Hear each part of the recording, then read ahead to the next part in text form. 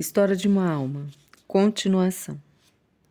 Guardo lembrança de um ato de caridade que o bom Deus me inspirou a praticar quando ainda noviça. Pouca coisa era, mas nosso Pai, que enxerga as coisas ocultas e olha mais para a intenção do que para o valor da ação, já me deu a respectiva recompensa sem esperar pela outra vida.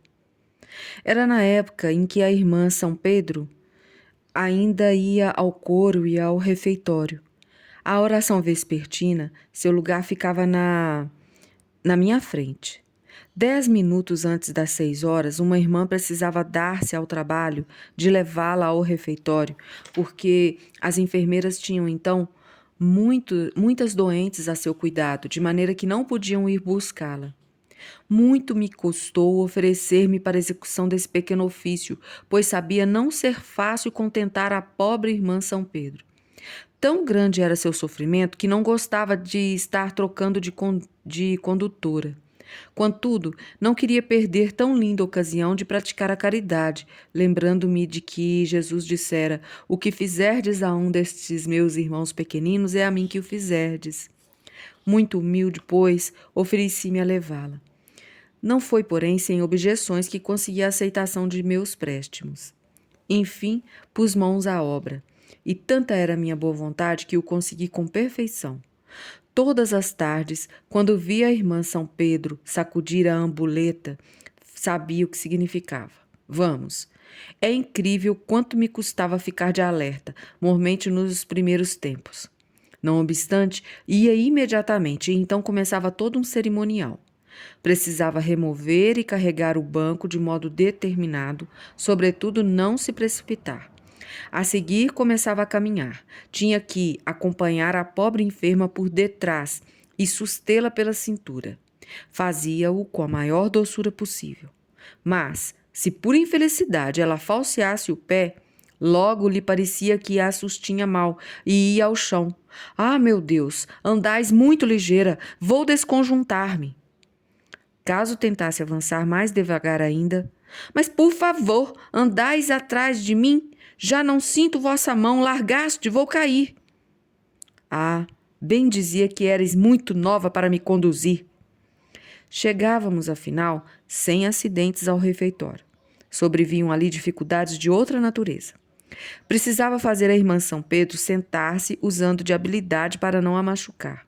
Depois tinha que lhe arregaçar as mangas, de certa maneira. A seguir podia livremente retirar-me.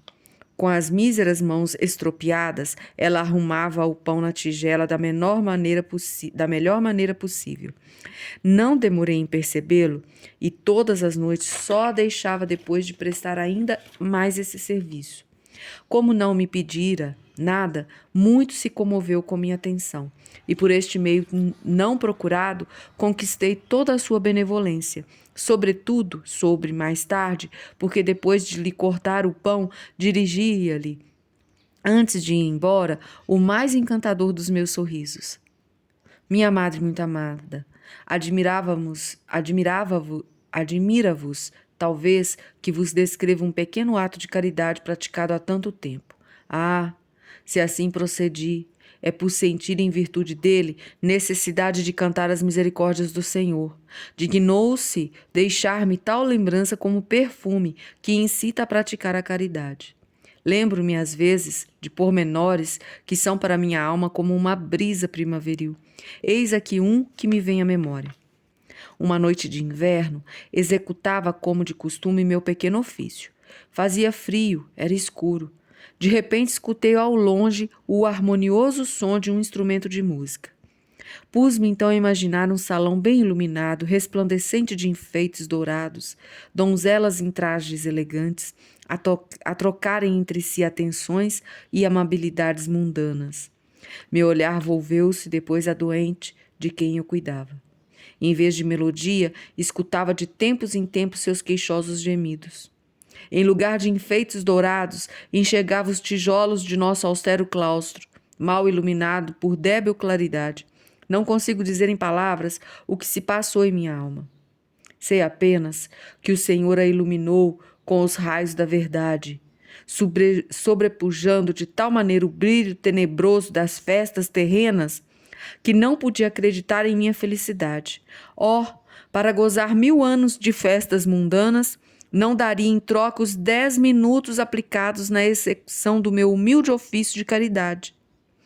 Se já no sofrimento, no meio da luta, gozamos por um instante de uma felicidade acima de todas as felicidades da terra, ponderando como o bom Deus nos retirou do mundo, que acontecerá então no céu quando virmos, no seio de uma alegria e repouso eterno, a incomparável graça que o Senhor nos outorgou, escolhendo-nos para morar em sua casa, verdadeiro pórtico dos céus? Não foi sempre com arroubos de alegria que pratiquei a caridade. No começo, porém, na minha vida religiosa, quis Jesus fazer-me sentir quanto confortava vê-lo na alma de outras esposas. Por isso, quando conduzia minha irmã São Pedro, fazia-o com tanto amor que me seria impossível fazê-lo melhor se tivesse que conduzir o próprio Jesus. A prática da caridade nem sempre me foi tão grata. Vô-lo dizia a instantes, minha querida madre. Para vô-lo provar, contar-vos-ei certos combatezinhos que por certo vos farão sorrir. Durante muito tempo, na oração da tarde, meu lugar ficava na frente de uma irmã, que tinha uma mania estranha, e, penso eu, muitas iluminações, pois raramente utilizava livro. Eis como me vinha a coisa. Logo que chegava, a irmã punha-se a fazer um estranho ruído semelhante ao que resultaria de quando se esfregam duas conchas, uma contra a outra. Eu era a única a percebê-lo, pois tenho ouvido extremamente apurado. Algumas vezes um pouco até demais. Explicar-vos, minha madre, quanto o ruído me aborrecia seria vã pretensão. Sentia muita vontade de voltar a cabeça e encarar a culpada, que certamente não notava seu tique. Seria o único meio de adverti-la. No fundo do coração, porém, percebia ser preferível sofrer tal coisa por amor a Deus e para não magoar a irmã. Ficava, pois, quieta, procurando unir-me ao bom Deus e esquecer o ruído. Era tudo inútil. Sentia-me banhada de suor e era obrigada a fazer oração com sofrimento. Mas, posto que sofresse, procurava fazê-lo não com irritação, mas com alegria e tranquilidade, pelo menos no fundo da alma. Procurava, então, gostar do leve ruído, tão desagradável. Em vez de pretender não escutá-lo, coisa impossível, punha atenção em ouvi-lo bem, como se fora maravilhoso concerto. E toda a minha oração, que não era de quietude, limitava-se em oferecer tal concerto a Jesus. Outra ocasião, na lavagem de roupa, estava diante de uma irmã que me espirrava água suja no rosto, todas as vezes que levantava os lenços na tábua de bater. Meu primeiro ímpeto foi o de recuar e enxugar o rosto, a fim de dar a entender à irmã que me aspergia,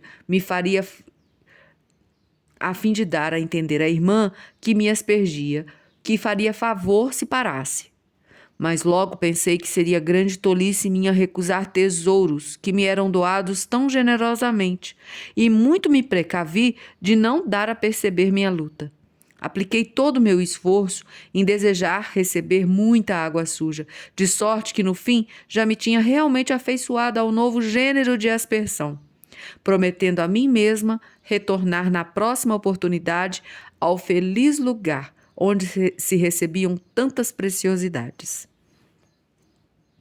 Como vedes, madre, muito amada, sou alma muito pequenina, que só tem condições de oferecer a Deus coisas pequeninas. Vamos parar por aqui hoje e vamos deixar hoje a frase do Evangelho. Quando fizerdes banquete, não convideis nossos parentes e amigos, de modo que por seu turno vos convidem, e assim tenhais por recebida a vossa recompensa.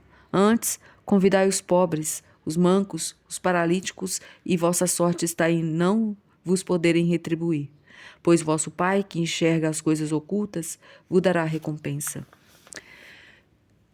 Essa frase não é do dia de hoje, foi do dia de ontem, mas ela não foi lida no final, e acho ela muito importante Afinal, hoje, Santa Teresinha mostra como podemos oferecer a Deus coisas pequenas, preciosas para a nossa salvação.